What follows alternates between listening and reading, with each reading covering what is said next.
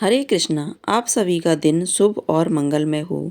इससे पहले की कथा सुनने के लिए आप सभी का बहुत बहुत धन्यवाद। आज सुनिए माघ मास मातम्य में आगे की कथा। इससे पहले हम आपको सुनाते हैं गंगा यमुना सरस्वती की कथा। हमारे देश में लगभग सभी नदियाँ पवित्र एवं पूजनीय मानी जाती हैं। उनमें से जो नदियाँ सीधे समुद्र में जाकर मिलती हैं वे और नदियों से श्रेष्ठ हैं एवं उनमें से भी 4 नदियाँ सर्वश्रेष्ठ मानी गई हैं: गंगा, यमुना, सरस्वती एवं नर्मदा। गंगा नदी ऋग्वेद स्वरूप, यमुना यजुर्वेद स्वरूप, नर्मदा सामवेद स्वरूपा एवं सरस्वती अर्थवेद स्वरूपा हैं।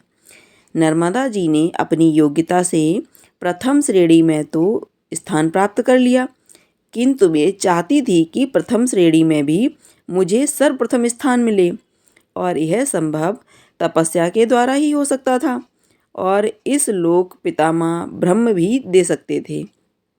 इसके लिए नारद जी ने घोर तपस्या प्रारंभ कर दी। तपस्या से ब्रह्मा जी प्रसन्न होकर प्रकट हुए एवं वरदान मांगने को कहा। तब नर्मदा जी ने विनम्रता से कहा कि मुझे गंगा के समान सर्वश्रेष्ठ पद प्रदान कर दीजिए। तब ब्राह्मण ने कहा, बिटिया, हम तुमसे कुछ प्रश्न पूछते हैं, पहले उसका उत्तर दो, तब हम तुम्हारी बात सुनेंगे। तब ब्रह्मा जी ने पूछा, बताओ, भगवान पुरुषोत्तम के समान कोई और पुरुष हो सकता है क्या? नर्मदा जी ने कहा, नहीं। ब्रह्मा जी ने पूछा, क्या सती, पार्वती, गौरा के समान कोई और नारी हो सकती है क्या? नर्मदा जी ने कहा, नहीं। पुनः ब्रह्मा जी ने पूछा, काशी के समान परम पावन और कोई पुरी हो सकती है? नर्मदा जी ने कहा, नहीं। तब ब्रह्मा जी ने कहा, बिटिया, तुम कैसे कह सकती हो कि मैं गंगा के समान श्रेष्ठ बन जाऊं? यह सुनकर नर्मदा जी चुप हो गईं एवं मन ही मन सोचा, भूल हो गई, मैं तो अनुपयुक्त परीक्षक के पास पहुंच गई, जिन्हें मोह, ममता व अपनापन नहीं है। अब ऐसे परीक्षक की शरण में जाऊं जिसके हृदय में अपनापन हो। यह सोचकर वे अपने पिता शिवजी की शरण में काशी गईं और घोर तपस्या की और अपने नाम के नर्मदेश्वर की स्थापना कर उनकी आराधना करने लगीं। इनकी सेवा से संतुष्ट होकर शंकर जी उनके सम्मुख प्रकट हुए और वर मांगने को कहा। अब की बार नर्मदा जी समझ गईं और अपने स्वार्थ की बात न कहकर बोलीं, प्रभु, आपके चरण बिंदों में मेरी अहोत की भक्ति रहे, यही वरदान आप मुझे दें। आशुतोष भगवान शंकर बड़े प्रसन्न हुए एवं सोचा, यह तो अपनी पुत्री हठ ठहरी, कुछ मांग नहीं रही, केवल मेरे चरणों की भक्ति मांग रही है। शिवजी बोले, वह तो तुम्हें प्राप्त होगी, किंतु मैं तुम्हें अपनी ओर से कुछ वरदान देना चाहता हूँ। तब शिवजी बोले, अच्छा सुन, भक्ति के अतिरिक्त पहला वर मैं यह देता हूँ कि तेरे दोनों किनारे के जितने भी पाषाण होंगे वे सब मेरे स्वरूप ही शिवलिंग समझे जाएंगे। दूसरा वर यह देता हूँ कि गंगा, यमुना, सरस्वती और तू 4 श्रेष्ठ में है, तू इन चारों में सर्वश्रेष्ठ समझी जाएगी। नर्मदा जी ने बात पक्की करने के लिए पूछा, सो कैसे जाना जाएगा भगवान? शिवजी बोले, गंगा स्नान से तुरंत निष्पाप हो जाओगे, यमुना जी के किनारे 7 दिन रहो, स्नान पूजन करो, तब निष्पाप होगे, सरस्वती के किनारे 3 दिन रहो, तब निष्पाप होगे, किंतु रेवे नर्मदा नदी का एक नाम तुम्हारे तो केवल दर्शन मात्र से ही प्राणी निष्पाप बन जाएंगे। गंगा, कनखल व सरस्वती कुरुक्षेत्र में विशेषतया पुण्य रूप हैं, पर नर्मदा कहीं भी बहे, वन में, ग्राम में, सर्वत्र पुण्यमयी मानी गई है। इसके अतिरिक्त तुम्हारे इस स्थापित नर्मदेश्वर के काशी में दर्शन करके पापी निष्पाप हो जाएंगे। इन वरदानों को प्राप्त कर नर्मदा जी काशी से अपने विंध्य प्रवेश में स्वस्थान को चली गईं। नर्मदा जी आदि से अंत तक पहाड़ों में ही होकर बही हैं, इसलिए स्वराज से पूर्व कोई नर नहीं निकली। हालांकि अब बांध बन रहे हैं। नर्मदा जी उल्टी दिशा में बही हैं, पूर्व से पश्चिम की ओर। जितने तीर्थ नर्मदा जी के तट पर स्थित हैं, उतने तीर्थ किसी भी नदी के तट पर स्थित नहीं हैं। इसका प्रत्येक पत्थर शंकर है। जितने पक्के घाट नर्मदा के हैं उतने घाट किसी नदी पर नहीं हैं। जितने घने जंगल वन इनके किनारे किनारे हैं उतने कहीं नहीं हैं। किसी भी नदी के जयकार में उनके पिता का नाम नहीं लिया जाता है। इनके साथ पिता का नाम लिया जाता है नर्मदेहर। अनादि काल से जैसी इनकी विधिवत परिक्रमा होती है वैसी किसी की भी नदी की नहीं होती। वायु पुराण स्कंद पुराण में तो रेवा नर्मदा खंड एक पृथक खंड ही है। संपूर्ण देश के शिव मंदिरों में नर्मदा जी से लाए हुए शिवलिंग ही स्थापित होते हैं। नर्मदा जी के किनारे आकर ब्रह्मा विष्णु महेश लोकपाल देवता उरग राक्षस बानर भालू अप्सरा यक्ष गंधर्व पुरुष आदि सभी ने तपस्या कर सिद्धि प्राप्त की है। अर्थात नर्मदा जी के तट पर जाकर तपस्या करें और मृत्यु के समय जाह्नवी गंगा जी के तट पर आ जाएं। अभी माघ का महीना चल रहा है, माघ मास शुरू हो गया है और हिंदू धर्म शास्त्रों में माघ मास विशेष महत्व बताया गया है तथा माघ स्नान की महिमा भी अपूर्व कही गई है। मान्यता अनुसार जो लोग इस माह में पवित्र नदी में स्नान तथा तीर्थ स्थानों पर यात्रा करते हैं उनके लिए यह माह बहुत ही लाभकारी माना गया है। इस मास में नदी तट तीर्थ स्थल या पवित्र घाटों पर स्नान करने और उपवास तथा दान करने से अनंत पुण्य प्राप्त होता है। साथ ही इस समयावधि में भगवान माधव का पूजन अत्यंत फलदायी होता है। इस माह में कथा पढ़ने और सुनने तथा माघ मातम्य पढ़ने का भी विशेष महत्व है। इस महासंगम पर कल्पवास करने से शरीर और आत्मा दोनों ही पवित्र हो जाते हैं।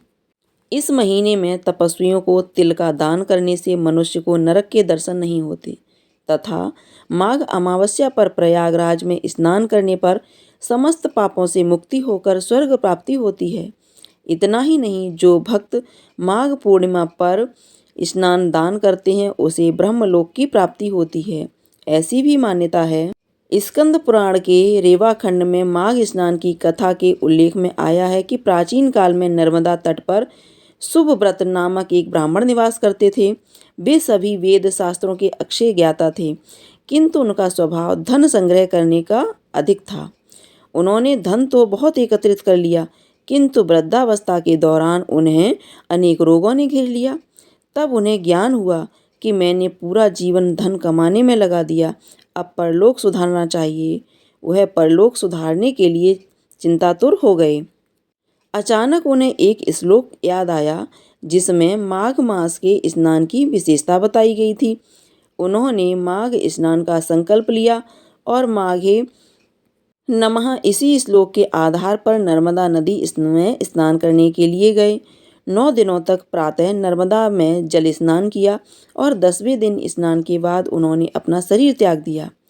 ब्राह्मण शुभव्रत ने जीवन भर कोई अच्छा कार्य नहीं किया था, लेकिन माघ मास में स्नान करके तत्पश्चात करने से उनका मन निर्मल हो गया और माघ मास के स्नान करने से ही उन्हें स्वर्ग की प्राप्ति हुई। इस तरह जीवन के अंतिम क्षणों में उनका कल्याण हो गया। अतः माघ मास में यह कथा पढ़ने और सुनने से पुण्य फल की प्राप्ति होती है। अब सुनिए आज के मातम्य की कथा।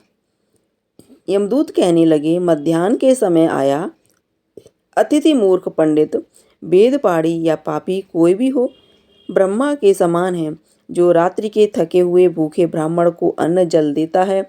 मध्याह्न के समय जिसके घर आता हुआ अतिथि निराश नहीं जाता वह स्वर्ग का वासी होता है। अतिथि बराबर कोई धन संपत्ति तथा हित नहीं है। बहुत से राजा और मुनि अतिथि सत्कार से ब्रह्मलोक को प्राप्त हुए हैं। जो एक समय आलस्य से भी अतिथि को भोजन करा दे वह यमद्वार नहीं देखता। केसरी ध्वज से वैवस्थ देव ने कहा था कि जो कोई इस कर्म भूमि मृत्युलोक से स्वर्गलोक जाने की इच्छा रखता हो वह अन्न का दान करे। दूत कहता है कि यमराज कहते हैं, अन्न के बराबर दूसरा और कोई दान नहीं है। जो गर्मियों में जल, सर्दियों में ईंधन और सदैव अन्न का दान करते हैं वह कभी यम के दुखी नहीं उठाते। जो अपने किए हुए पापों का प्रायश्चित करता है वह नरक को नहीं देखता और प्रायश्चित न करने वाला मनुष्य नरक में जाता है। जो काया वाचा और मन से किए हुए पापों का प्रायश्चित करता है वह देव और गंधर्वों से शोभित स्वर्गलोक को प्राप्त होता है। जो नित्य ही व्रत तप तीर्थ करते हैं और जितेंद्रिय हैं वह भयंकर यम को नहीं देखते। नित्य धर्म करने वाला दूसरे का अन्न भोजन और दान त्याग दे। नित्य स्नान करने से बड़े बड़े पाप का नाश होकर यम को नहीं देखता। बिना स्नान पवित्रता कैसे हो सकती है। जो मनुष्य सर्व के समय चलते हैं जल में स्नान करते हैं वह बुरी योनि नहीं पाते, नहीं नरक में जाते। माघ मास में प्रातः स्नान करने वाले मनुष्यों को नियम पूर्वक तिल पात्र और तिल कमल का दान करना चाहिए। यमदूत कहते हैं कि विकुंडल पृथ्वी सोना गौ आदि परम दान करने वाला स्वर्ग से नहीं लौटता। बुद्धिमान पुण्य तिथियों व्यतिपात संक्रांति आदि को थोड़ा सा दान करके भी बुरी गति को प्राप्त नहीं होता। सत्यवादी मौन रहने वाला मीठा बोलने वाला क्षमाशील नीतिवान किसी की निंदा न करने वाला सब प्राणियों पर दया करने वाला पराये धन को तृण के समान समझने वाला मनुष्य कभी नरक को नहीं भोगता। हमसे बोलिए कृष्ण भगवान की जय। अगर आपको यह कथा पसंद आई हो तो कमेंट बॉक्स में जा कर के कृष्ण भगवान की जय अवश्य लिखिएगा। साथ ही साथ वीडियो को लाइक कीजिएगा, शेयर कीजिएगा। अगर आपने अभी तक चैनल को सब्सक्राइब नहीं किया है तो चैनल को सब्सक्राइब करके बेल आइकन को अवश्य दबा दीजिएगा ताकि आप इसी तरह की कथाएं समय से सुन सकें। धन्यवाद।